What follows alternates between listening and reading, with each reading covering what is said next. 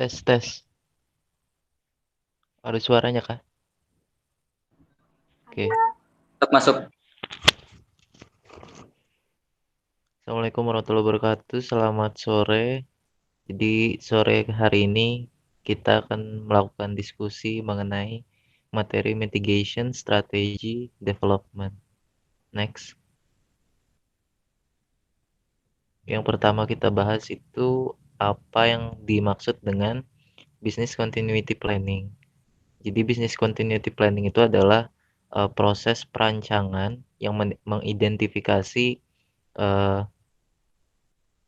ancaman dari luar suatu organisasi dan mengidentifikasi key proses yang perlu eh, diprotek atau dilindungi ya untuk eh, eh, key proses yang perlu dilindungi agar bisnis tersebut tetap berjalan.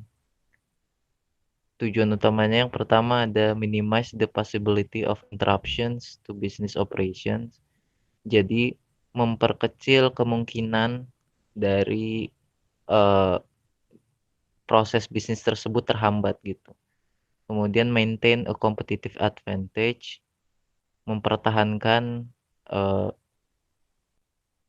mempertahankan kelebihannya. Kemudian prevent the company from becoming a business closure statistic due lack of planning. Tuh, next saja. Nah, dari business continuity planning itu ada tahap-tahapnya. Yang pertama itu project initiation, kemudian ke risk assessment. Setelah dilakukan risk assessment, masuk ke business impact analysis. Kemudian, masuk ke mitigation strategy development yang akan dibahas di diskusi sore hari ini. Next, business impact analysis adalah proses di mana memahami proses mana yang dalam bisnis yang sangat vital eh, ke operasi yang sedang berjalan. Kemudian juga memahami impact atau akibat dari disrupsi dari proses tersebut ke dalam proses bisnisnya. Next, risk mitigation. Risk mitigation didefinisikan sebagai eh jadi risk mitigation itu sebenarnya seperti meminimalisir resiko yang ada. Gimana caranya meminimalisir resiko yang ada? Misalkan resiko kecelakaan motor dapat dimitigasi dengan penggunaan helm, kemudian penggunaan sepatu, penggunaan jaket, kemudian eh, mengikuti peraturan lalu lintas gitu. Jadi resikonya tetap ada tetapi diperkecil gitu. Nah, mitigation strateginya itu ada accept, avoid, reduce, atau transfer. Jadi kalau accept itu kalau sesuai contohnya, kalau sesuai contohnya, kalau accept tadi, sorry, slide-nya.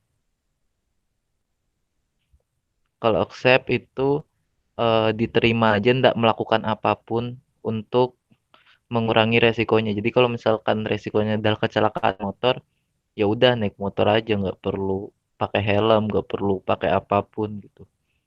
Ya udah itu di accept. Kalau avoid itu resikonya dihindari. Jadi kalau misalkan resikonya kecelakaan motor, ya udah nggak usah pakai motor gitu. Kalau reduce itu mengurangi kemungkinan adanya resiko. Ya sama kayak tadi, memakai helm, memakai jaket, mengikuti aturan lalu lintas gitu. Jadi resikonya tetap ada, cuma diperkecil atau ditransfer. Kalau transfer ini, kalau dari contoh kecelakaan motor tadi ada yang tahu nggak? contoh dari risk mitigation yang transfer.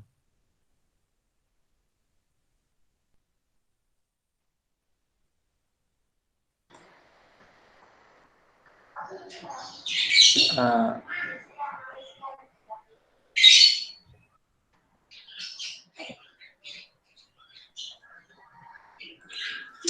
Mungkin aku mau coba nanggapin. Iya, Kalau misalnya yang risk mitigation ini kan dia, risk transfer itu kan dia di, misalnya resikonya tuh dibagi dua gitu ya. Jadi nggak semuanya kita yang apa? Kita yang tanggung. ngalamin gitu. Iya, kalau menurutku kalau risk transfer ini tuh masuknya bukan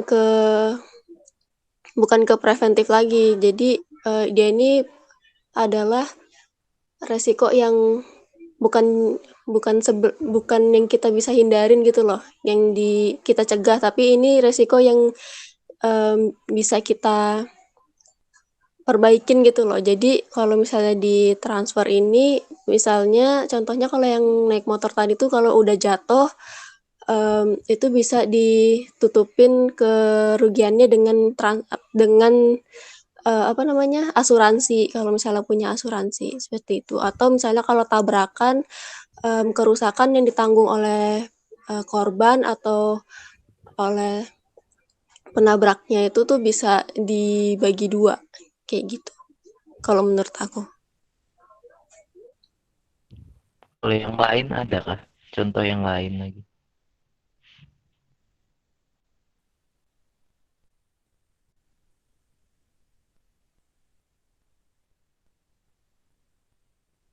Soalnya kan biasanya contohnya transfer itu pasti apa?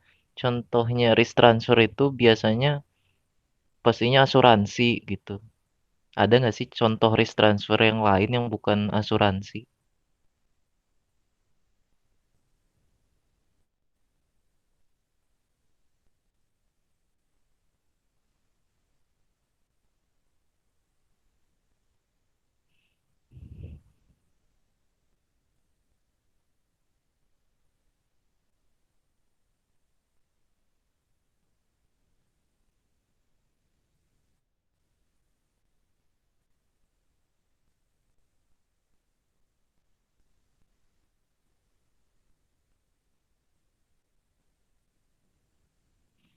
Kalau misalkan, hmm, apa ya? Yang risk transfer tapi bukan asuransi.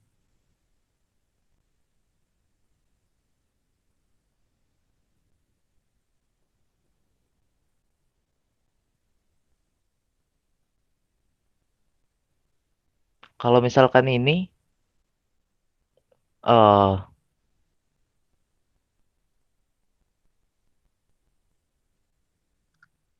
adopsi anak, misalkan ada dua, apa? Ada dua lagi. Pas ada satu pasangan suami istri, misalkan belum punya anak, terus mereka mau adopsi anak. Salah satu, misalkan yang suaminya pengen adopsi anak gitu. Terus resikonya adalah eh, si suami berarti harus harus mengurus anak adopsi tersebut sampai besar. Nah, terus eh, resikonya ditransfer juga ke istrinya. Itu termasuk risk transfer nggak sih atau bukan?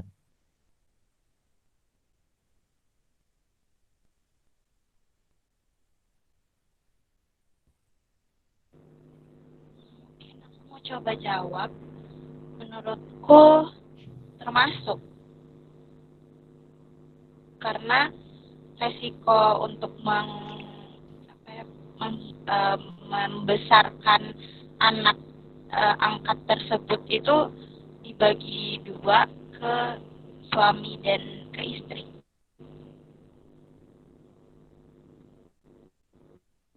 Ya berarti itu kali ya contohnya yang risk transfer yang bukan asuransi. Coba di next.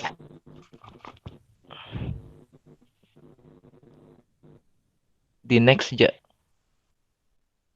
Nah, ini ada tahapnya. Yang pertama risk assessment dan BIA, kemudian risk mitigation strategy development, kemudian mitigation strategy, kemudian menjadi business continuity planning. Next. Ya, ini diagram mengenai hubungan antara waktu dan cost atau biaya untuk risk mitigation option. Jadi yang di sumbu Y atau dari atas sampai ke bawah itu cost-nya. Kemudian time-nya itu yang sumbu X.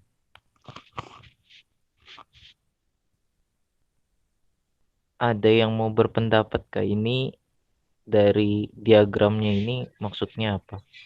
Ini aku masih bingung yang ini loh, garis bisnis disruption itu, kalian ada yang tahu kah gunanya apa? Kalau apa sama ini bedanya yang garis putus-putus sama yang garis putus-putusnya jaraknya banyak sama yang ini garis putus-putus yang jaraknya dekat. Itu kalian ada yang tahu kah? Sama yang gak ada garis putus-putusnya. Kalau menurutku ya garis itu kan garisnya beda-beda. Ada yang putus-putusnya tipis, ada yang itu sebenarnya kayaknya cuma untuk ngebedakan aja yang garis ini itu untuk risk acceptance, yang garis titik-titik risk transference, yang garis titik itu risk limitation, terus nggak ada putus-putusnya risk avoidance gitu. Cuma kalau business disruptionnya ini aku belum terlalu ngerti sih, tapi yang jelas sebelum business disruption itu risk avoidance-nya tinggi. Setelah melewati business disruption, seiring berjalannya waktu dia menjadi turun biayanya atau cost-nya gitu. Baru kebalikan sama risk acceptance-nya. Cuma kalau business disruption ini masih nggak tahu sih apa maksudnya.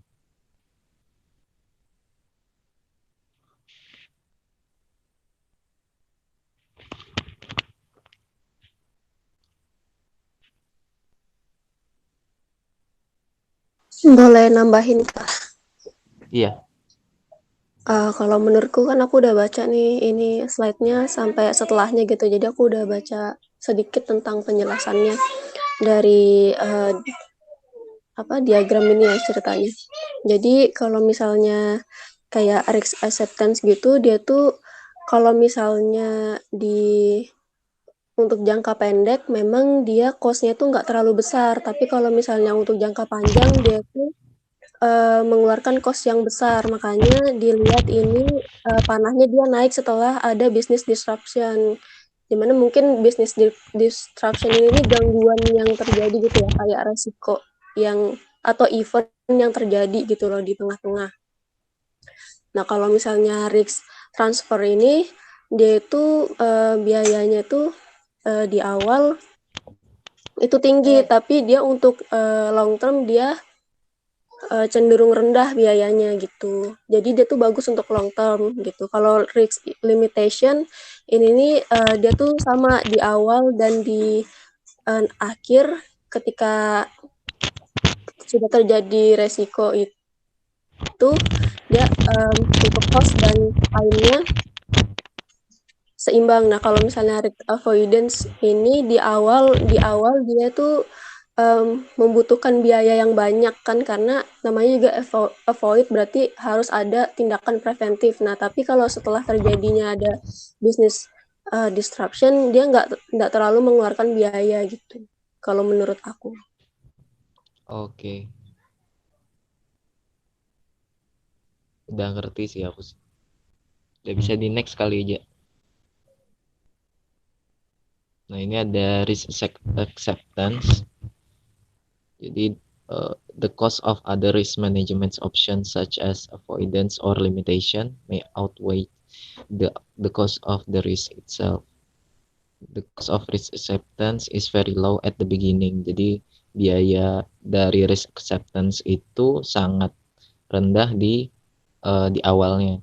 Setelah business disruption, biayanya menjadi signifikan, menjadi tinggi gitu ya, dari risk management strategies yang lainnya. Bisa, ini penjelasan dari diagramnya yang tadi ya, di next aja. Ini yang risk avoidance juga tadi udah kita diskusikan. Next, ini risk limitation. Next, risk transference. Nah, ini selanjutnya ada risk mitigation process. Jadi risk mitigation process itu ada recovery requirements, options, time frame of options, cost versus the capability of options. Kemudian ada select appropriate option. Ini mungkin kita next aja dulu, siapa tahu ada penjelasannya. Nah, penjelasan tentang recovery requirement. Recovery requirement are developed for the critical business process identified in the business impact analysis, broken down by functional areas, facilities, work areas, IT system, and infrastructure, kemudian manufacturing and production, and critical data or vital records. Identify the resources that should be the focus of recovery strategy, since there is a cost involved with developing and implementing a mitigation or recovery strategy. Yang terakhir, include the time and cost of recovery as well as any specific processes or procedures required by each functional area of the company. Ada yang mau menjelaskan ke maksudnya dari recovery sebelumnya aja? Recovery requirement, kalau dari namanya kan kebutuhan dari recovery.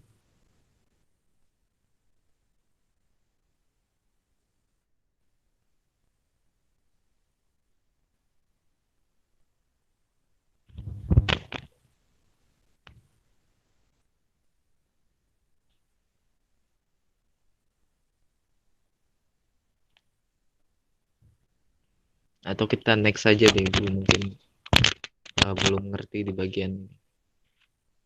Kemudian ada recovery optionnya, ada mengidentifikasi BIA. Itu ada di dalamnya, ada the impact on the organization, impactnya terhadap organisasi, kemudian dependencies to other function, keterkaitan dengan fungsi yang lain, kemudian the IT dependencies, the key positions, skills, and knowledge needed, and the time requirement for recovery.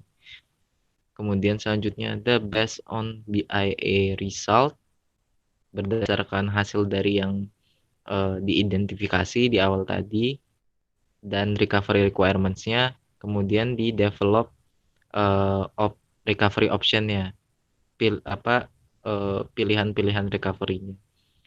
Contoh, alternate computing facility required. Recovery option-nya adalah borrow atau meminjam atau menyewa computing facility from a local firm. Kemudian work from home. Kemudian pilihan yang lain, set your own alternate computing facility. Next.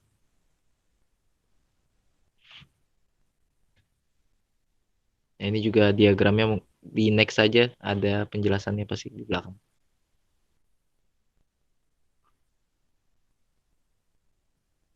Coba balik lagi ke diagramnya. Nah, jadi ini ada pre-established, pre-arranged, sama as needed. As needed itu dengan biaya paling tinggi. Ya, as needed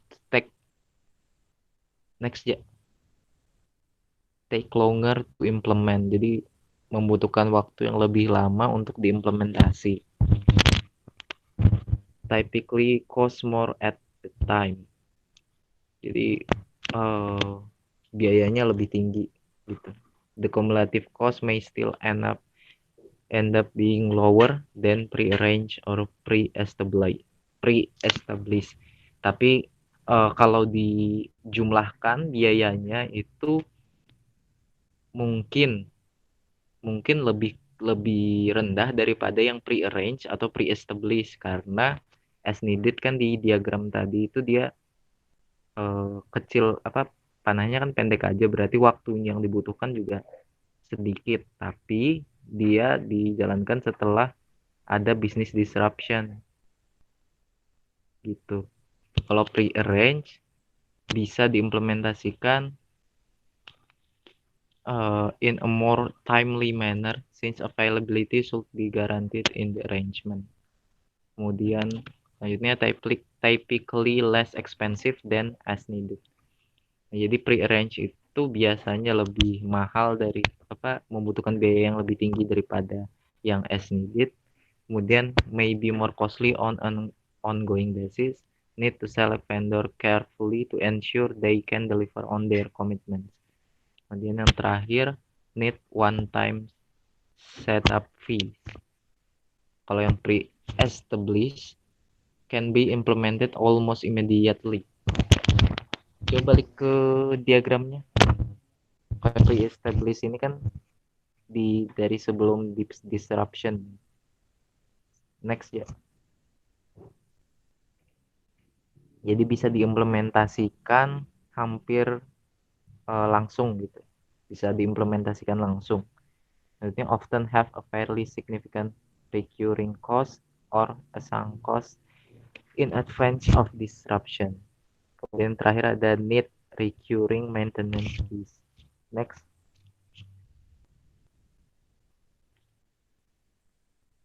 Recovery time of options. Compare the defined MTD for your critical business process to the recovery time of the option. Any option that does not meet MTD requirement should be removed from for further consideration. Only option that meet MTD requirement will be assessed in terms of cost and capability. Next. Nah, ini ada cost versus capability of recovery option.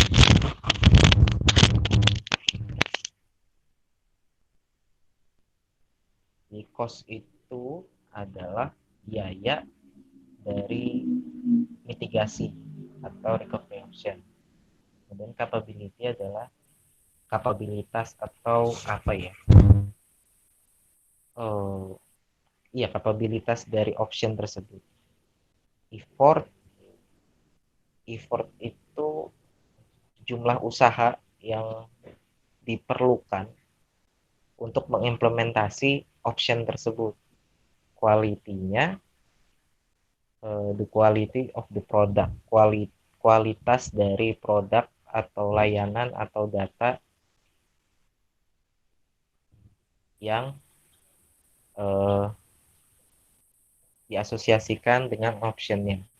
Kontrol, jumlah kontrol yang perusahaan akan kontrol untuk critical business process.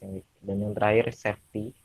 In cases where physical safety is concerned, this attribute rates the safety solution. If the setting up of a few braces on a faltering ceiling over the data center is among your recovery option, its safety attribute would be about zero compared to other option. Ini maksudnya yang safety ada yang tahu? Ada yang tahu kan yang tentang safety?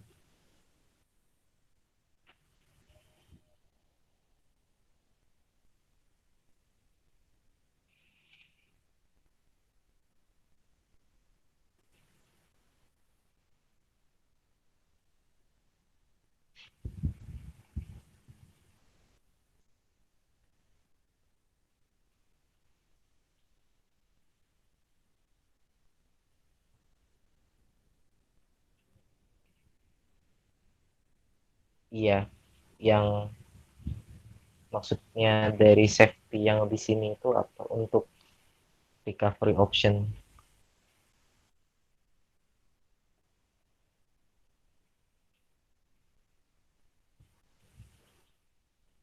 Oh, jadi mungkin ini kali ya, keamanan dari optionnya.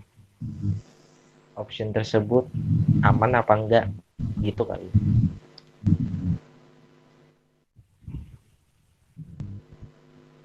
Kalau dari yang aku paham, so dari safety itu kayak safety itu dia ngebuat kayak atribut-atribut apa untuk menjaga keamanannya. Nah itu dengan adanya atribut itu bisa ngebuat compare perbandingan gitu dengan opsi-opsi yang lain. Jadi kalau yang aku pahami, kalau misalkan opsinya itu kan ada banyak gitu untuk recovery-nya. Jadi dengan adanya atribut safety ini bisa membandingkan gitu. Kayaknya sih bisa membandingkan yang mana yang lebih solusinya yang lebih aman gitu untuk digunakan. Oke. Bisa di next ya. Dan ada security. The estimates of physical and virtual security of the option provides. Kemudian ada desirability, the assessment of the overall desirability of an option. In many cases, this is a qualitative judgment based on quantitative data. If so, the quantitative data should be included. The reasons for rating desirability as high, neutral, or low should be documented. Next. Kok dari tabel tadi ya. Optionnya yang as needed, cost-nya high, capability-nya unknown, effort-nya high, quality-nya low, control low, safety tidak diketahui, security juga tidak diketahui, desirability low. Ini table-tabelnya. Example, option pilihan untuk acquiring critical IT system. Kalau yang table 6.2 itu pilihan untuk establishing alternate IT facilities. Next. Ada recovery service level agreements. Elemen dari service level agreements itu ada beberapa, itu yang pertama ada response time to initial request for services, kemudian yang kedua ada technical capacities, computer equipment specification, storage space, voice and data capacities, space, bandwidth availability, test equipment, among others. Kemudian ada access to recovery facility and equipment. Kemudian selanjutnya access to adequate work area and access for the staff. Selanjutnya ada security procedures and guarantees. Selanjutnya ada processing controls. Kemudian ada access to technical and functional support, seperti time, response time, etc. Kemudian SLA atau Service Level Agreement include these specific metrics. Ada time, cost, availability, response time, throughput, kemudian ada bandwidth. Next. Review existing controls. In some cases, you'll find that existing solution meet requirement or even actually exceed requirements. Kemudian bisa di-review gitu. Selanjutnya ada developing risk mitigation strategy. Jadi tahap selanjutnya adalah mendevelop risk mitigation strategy. Pertama itu ada mengumpulkan data-datanya, gather your recovery data, kemudian compare atau dibandingkan cost, capability, dan service levelnya dari setiap option yang ada. Kemudian setelah itu, kemudian determine if the option remaining are risk acceptance, avoidance, limitation, or transference, and which, if any, are more desirable. Jadi tentukan atau determine itu apa ya?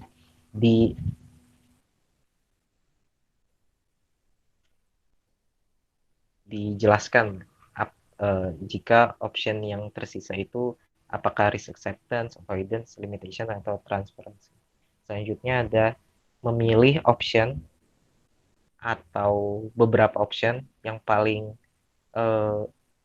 memenuhi kebutuhan dari perusahaan atau organisasi. Next. Udah, kayaknya itu aja mungkin dari diskusi kita. Ada yang mau didiskusikan lagi kah? Aku mau nanya dong, ini menurut kalian ya, kapan sih kita menggunakan strateginya, kapan waktunya kita menggunakan strategi yang acceptance, kapan kita menggunakan strategi yang avoid? Menurut kalian kayak gimana? Apakah di semua permasalahan kita harus menggunakan keempat-empat strateginya, atau bisa pilih salah satu?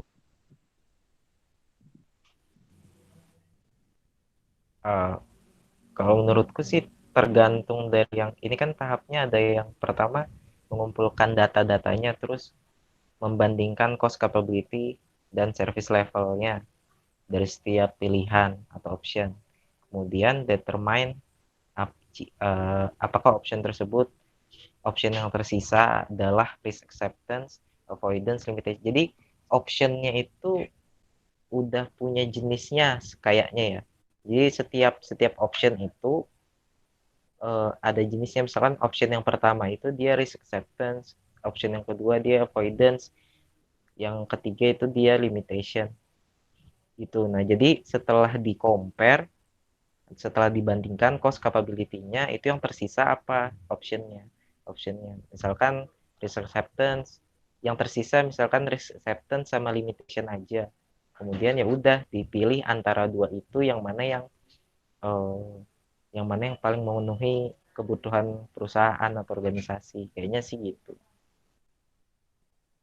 Jadi bisa aja ada apa ada dua gitu, misalkan ada risk acceptance sama risk avoidance yang dipilih, mungkin bisa aja sih, tergantung option yang tersisa. Oke, makasih. Yang lain adakah lagi yang mau didiskusikan?